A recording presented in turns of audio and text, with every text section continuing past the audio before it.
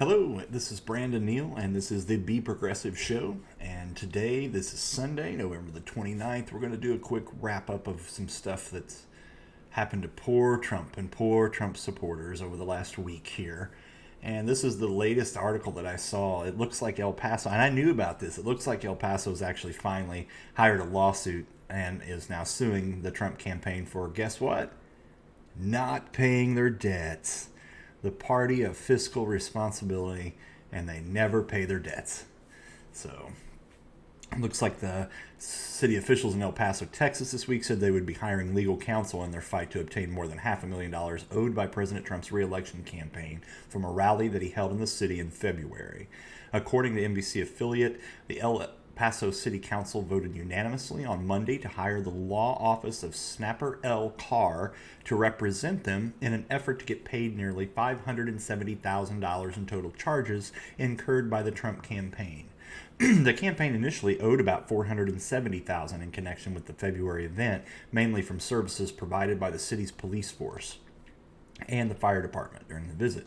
However, the city has since added more than $98,000 in late fees to the bill, and the Trump campaign is likely to face a large amount of debt from the election. City Attorney Carly Neiman said, according to KTSM, we believe that based on the research and the information that we've gathered through the city attorney's official office, that comptroller office is the best course of action is to ask Mr. Carr to assist us in collecting the debt. So the local outlet reporter Peter, with a name I can't pronounce, said during a council meeting Tuesday that obtaining the money owed is essential to maintaining the city's budget, especially as the area, like much of the other of the country, faces a rapid surge in coronavirus. We are all seeing firsthand the struggles that everyday El Paso families have in addition to the challenges that we have in our own budget. So this amount of money is not inconsequential, and also the message that we send that nobody is above the law is also an important one for our community to understand as well. So El Paso's had it with the Trump campaign, and they are suing them. Add that to the long list of lawsuits. There's going to be a list so long that that's probably how he'll spend out the remaining days of his life, is in a courtroom. And of course, looks like Trump lost Pennsylvania appeal.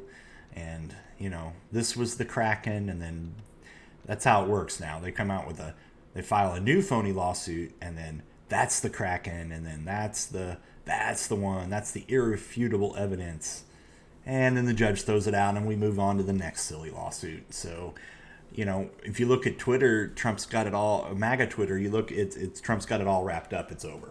There's, just a matter of going through the courts, they think.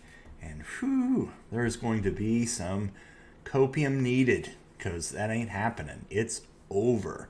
And Trump sways back and forth between saying 1 minute that he's fighting it and that he's still going to win, and then the next minute it's talking about launching a bid for 2024, half conceding on this and then going back and forth. This person's a crazy person. He's lost the election. He's doing damage to our democracy at this point. And if you support this man, you are complicit in that damage. You are not a patriot. You are not an American who is responsible and who takes elections seriously in this country and democracy serious. You like to wave the flag and put it all over your Trump truck and all of your stuff, but you really don't actually care about the election system because your cult leader lost, and you need to get over that.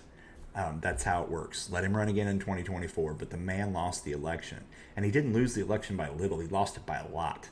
Over 6 million in the popular vote. Come on. So he did try.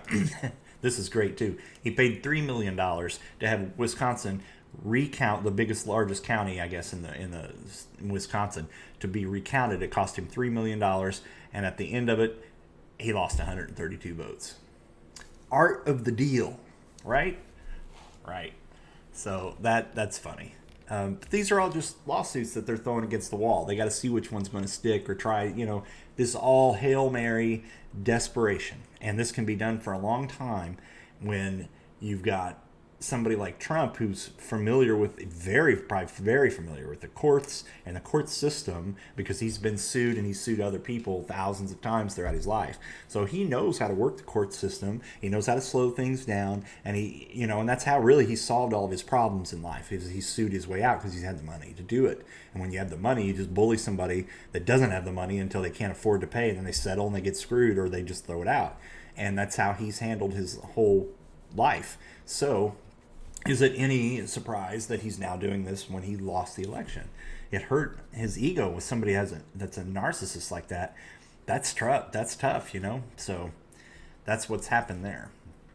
And then the whole election cycle, right up until about the day of the election, the day after, or somewhere around there, all of MAGAverse was pretty on board with Fox News. They were starting to lose it a little bit, but they still were there.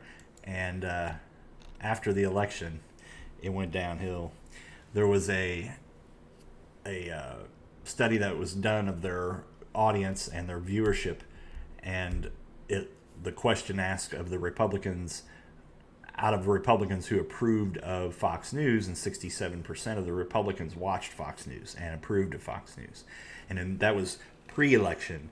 And then post-election, that 67% dropped down to 54% and is still going down, because Trump is now saying, do not watch Fox News. They are garbage. Watch my new propaganda news network that's called Newsmax, or he's pointing them to OAN. And so the hardcore 25 to 30% of the Trump base has left and is going to leave Fox News, and they're going to go to this other crazy station that's just going to lie to them and make them feel good so their fees don't get hurt. But it has been a very bad week for Donald Trump. He has lost a lot of his appeals already. He hasn't won any. He's filed 30-some lawsuits, hasn't won a one. No evidence. So, you can bank all your hopes and dreams on Sidney Powell and Rudy Giuliani, but you're done, and it's over. Let's move on.